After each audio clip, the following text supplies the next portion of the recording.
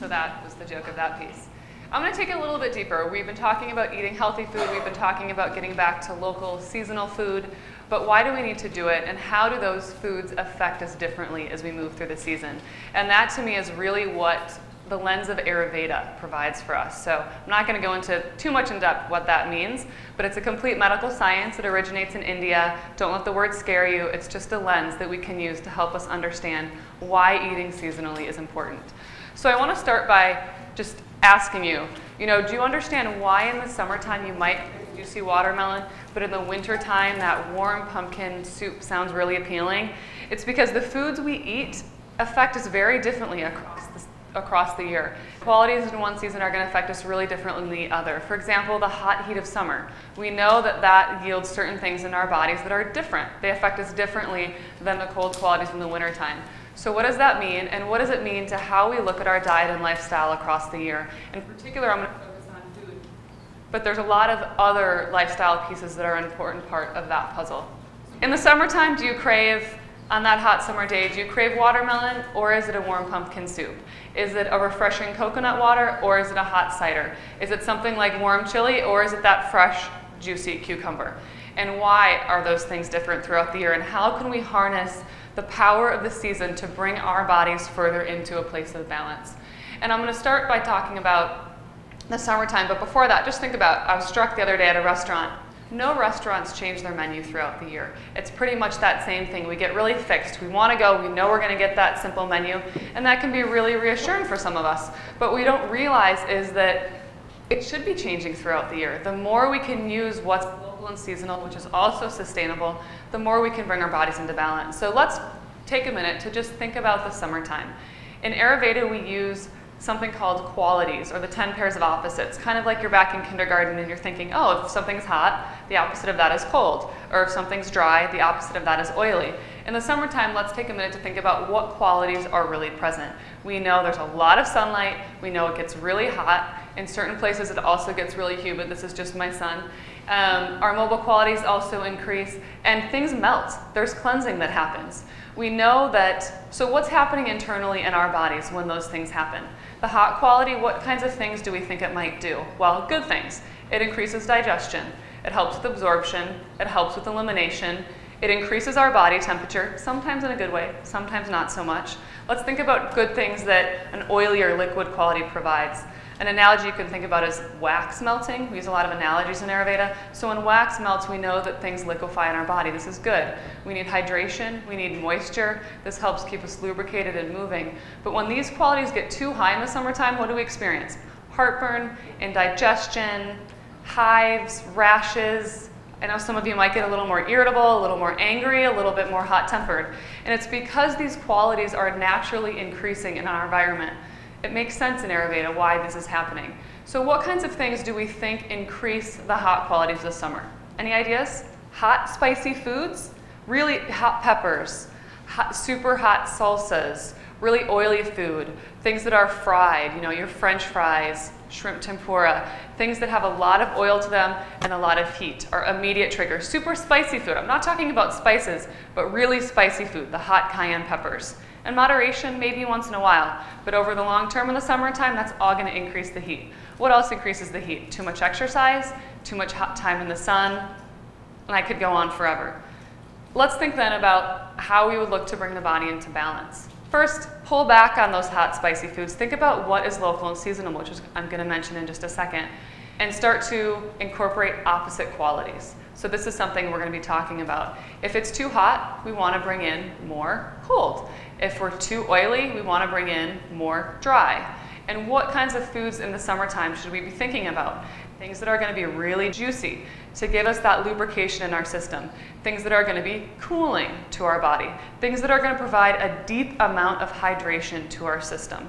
Now let's think about what kinds of foods are available in the summertime.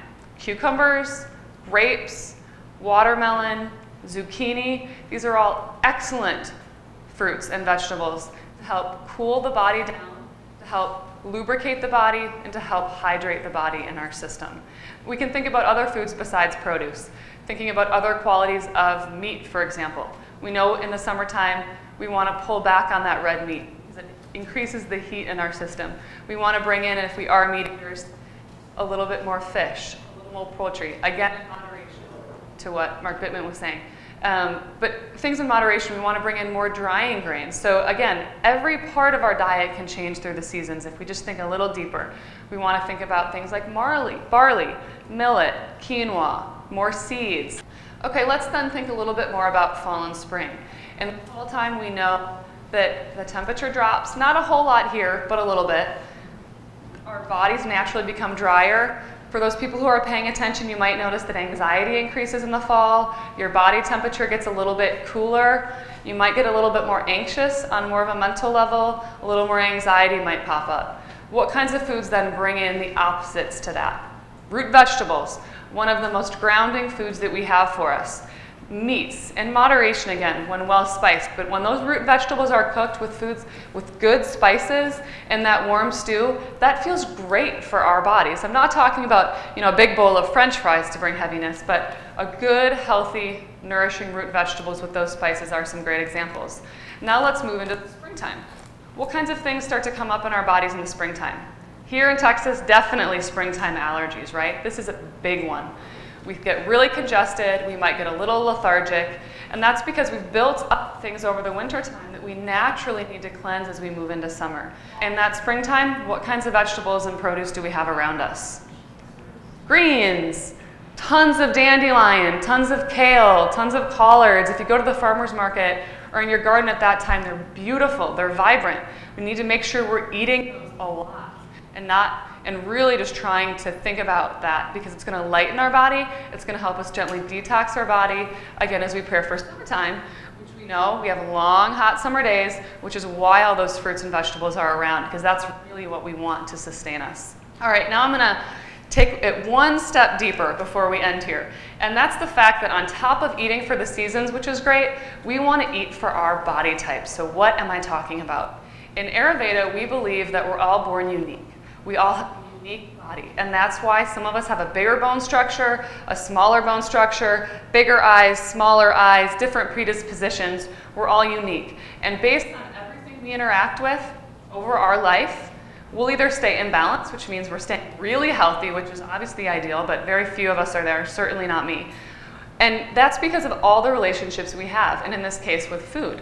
If we're eating foods that are going to be seasonal throughout the year, helping us build the body when we need to, detox the body when we need to, cool the body when we need to, we're able to stay relatively balanced over a long period of time and get people connected. The more connected you are with gardens, that's true as well. So when we understand that body type, I'm going to give a few examples of what those are in terms of the seasons. So anyone who's heard this before, this is a little bit of a different take on it, just for simplicity's sake today. So one of those body types is the fall body type. So naturally that's going to be the smaller body frame, a little bit drier, very creative, but maybe a little more anxious over our life, and a tendency towards very light things. So lots of movement, lots of fast talking, lots of dryness in our system. So again, for that body type, we want to bring in opposites. We want to help ground. So in that fall season, where things naturally get drier and colder and lighter, we want to be really good about eating root vegetables, well-spiced things, getting lots of nourishment and hydration. That summer body type, over our life, so we're born unique, and then over time, wherever we are, fluctuates. That summertime person always is going to have the hives, rashes, acne, prone to indigestion, prone to heartburn, really driven personality, which is great, but tendency to maybe be too critical. And so with that body type, we want to be really good in the summer. We might notice we get extra aggravated, so really good about pulling back and eating lots of cooling foods in that season. And again, this is all very simplified, but just to paint a picture and plant a few seeds. And then that spring body type is naturally bigger, beautiful, luscious, large features, and maybe that's the person that has a really hard time losing the weight, but has a beautiful grounding to them and maybe an excellent memory. Again, this is simplified, but just pointing to the idea that we're all unique. And the more we can understand how we interact ourselves across the year and in our bodies, the more we can add one more lens to think about why eating seasonally and why eating organic is important. So I want to end by just a few things that are happening in the community, and one piece on just how we can apply this on a healing level, or when we're developing programs to target specific things like obesity or diabetes or postpartum care. For example, let's think about a woman who's just given birth.